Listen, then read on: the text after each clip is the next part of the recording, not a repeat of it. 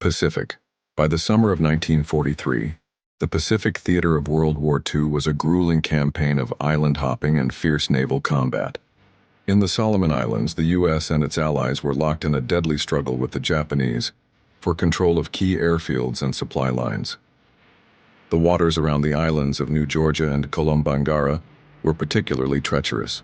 A narrow, reef-stridden strait known as Blackett Strait, which served as a crucial supply route for the Japanese. The American answer to the Japanese Tokyo Express, fast-moving destroyer-led convoys that resupplied their forces at night, was the patrol torpedo PT boat. These small, agile, and fast vessels, often called devil boats, were armed with torpedoes and machine guns. Their wooden hulls and limited armor made them vulnerable, but their speed and maneuverability were their greatest assets. Lieutenant J.G. John F. Kennedy, a young man from a prominent political family, had pulled strings to get into the war. He had been given command of PT-109, a boat that by some accounts was a bit of a heap, but was still a vital part of Motor Torpedo Boat Squadron 2. His crew was a mix of seasoned sailors and young raw recruits. Kennedy, known for his affable nature and a back problem that would plague him for life, had a good rapport with his men. The night of August 1 to 2, 1943. On the night of August 1, 1943, a squadron of 15 PT boats, including PT-109, was sent into Blackett Strait to intercept the Tokyo Express. The boats were spread out and communication was limited. The night was moonless and starless, making visibility almost non-existent. PT-109 and 3 other boats were stationed in a picket line, their engines throttled back to a quiet, idle speed to avoid detection. The only boat with radar, PT-159, was the leader of their division. When its radar picked up a target, it sped off to engage, firing its torpedoes and leaving the other boats behind, failing to inform them of the target's position or the plan of attack. Kennedy and his crew were left blind in the darkness, drifting silently. Kennedy himself was on the small bridge or con of the boat, along with his radio man, John E. McGuire. The rest of the crew were below deck or scattered on the boat, trying to get some rest during the lull. Suddenly, out of the inky blackness, a massive dark shape loomed into view.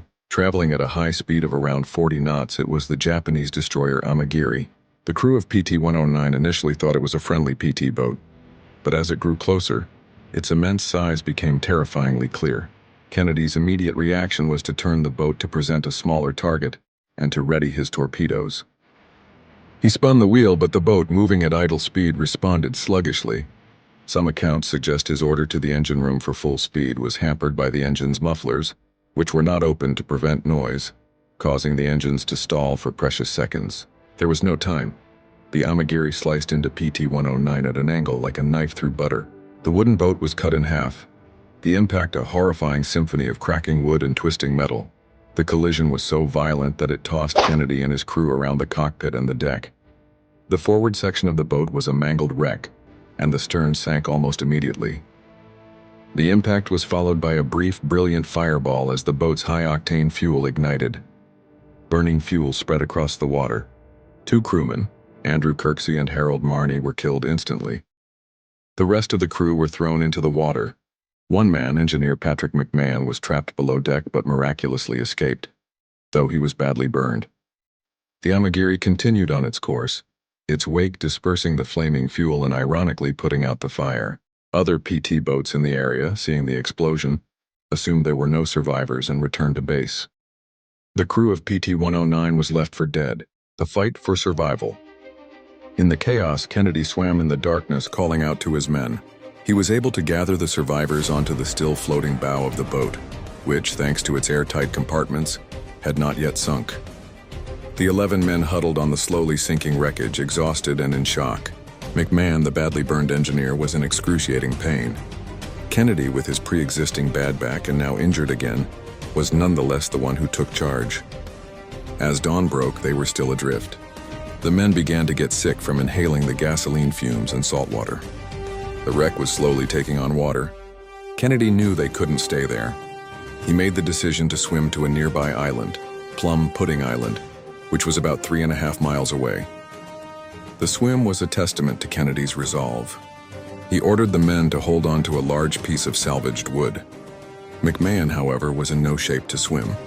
Kennedy, with an act of gallantry that would become legendary, took a life vest strap, clenched one end in his teeth and put the other around McMahon. He then towed the injured man for hours through the water. This was a grueling ordeal. The currents were strong and Kennedy's back was on fire. He was later to say that the strap in his teeth was the only thing that kept him going. Finally, after a 5-hour swim, they reached the uninhabited Plum Pudding Island. The men collapsed on the beach, utterly spent. The island offered them little, no fresh water and no food. The small beach was also highly exposed to passing Japanese patrols. Kennedy, ever the leader, was restless. He was determined to find help. Over the next few days, he made several perilous swims to other islands in the chain, hoping to spot a passing PT boat or to find natives who could help. He and another crew member, Ensign George Ross, swam to Nauru Island, later determined to be Olasana Island, where they found a small cache of Japanese food, but still no fresh water. It was on Olasana Island that they finally found a small covered hut and a canoe. On the third day of their ordeal, Kennedy and Ross again swam to another island, Liarava, in search of help. The return swim nearly killed Kennedy. The currents were so strong that they nearly swept him out to sea. Exhausted, he finally made it back to the island. The coconut message and the rescue on the 6th day, their luck finally changed. While on a foraging trip on a different island, Kennedy and another crewman, Ensign B.R. Johnston, encountered 2 native scouts, Biuku Gasa and Aroni Kumana. The scouts, who were part of the Allied Coast Watchers network, were initially wary. Kennedy, desperate, used his ingenuity. He carved a message into a coconut shell. Noro Island, Commander, Native, Nose, P-109, sunk, 11 lives. Kennedy. He then entrusted the coconut to the 2 scouts who, at great personal risk, set off in their canoe to deliver it. The scouts paddled for hours through open seas and enemy-controlled waters to a Coast Watcher post. The coconut message was then relayed by radio to the American naval base. The PT boat base, which had long since given up hope for the crew of PT-109, was stunned.